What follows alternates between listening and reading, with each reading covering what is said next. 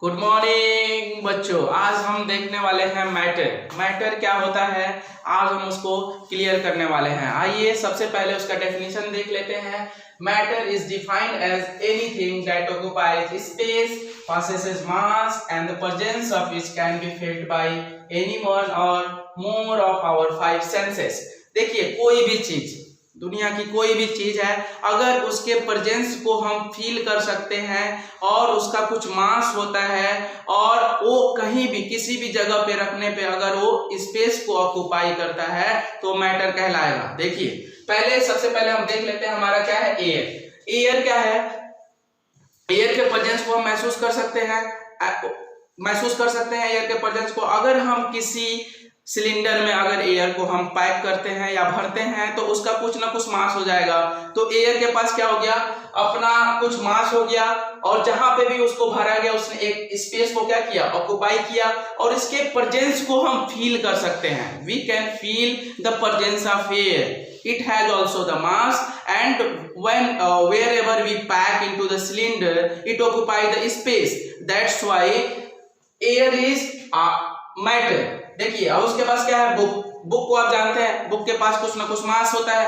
अगर हम किसी न किसी जगह पे उसको रखते हैं, सपोज करिए we are keeping on the table, the it will occupy the space on the table and इस presence we can feel by our five senses. That's why book is also the matter। same like that pen is also the matter. Suppose करिए हमारे हाथ में एक marker है, इसको अगर हमने क्या किया अपने हाथ पे रखा तो क्या किया? इसने इस स्पेस को ऑक्युपाई किया, इसके प्रेजेंस को मैं फील कर सकता हूं, इसका कुछ ना कुछ मास है। इसी वजह से ये हमारा क्या हो जाएगा?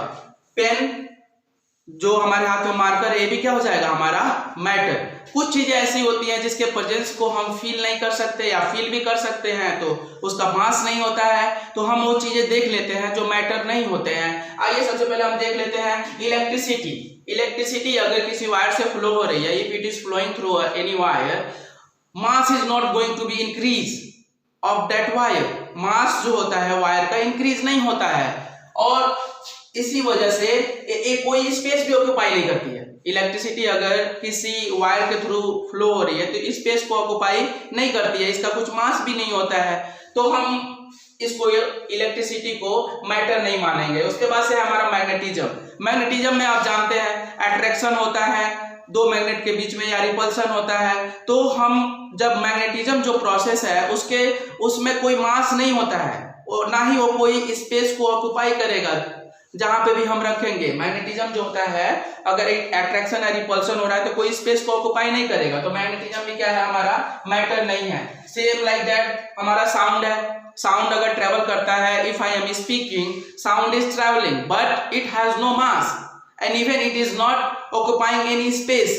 That's why matter is not sound is not a matter.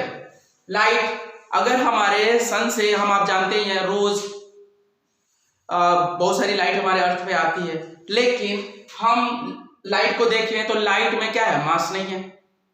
Light में क्या है? मास नहीं है। इसी वजह से हमारा लाइट क्या है? मासलेस होने की वजह से हमारा लाइट भी क्या होगा? मैटर नहीं होगा। सपोज करिए हमारा कोई ऑब्जेक्ट है, हमने रॉड है, सपोज करिए हमारे पास रॉड है, रॉड को हमने क्या कर दिया? हीट अप कर दिया, तो उसका मास तो क्या है? बढ़ने वाला नहीं है। हीट अप होने के बाद भी कोई स्पेस भी ऑक्युपाई नहीं कर रहा है। इसी वजह से हमारा जो हीट है it will not be considered as a matter. Thank you, have a nice day.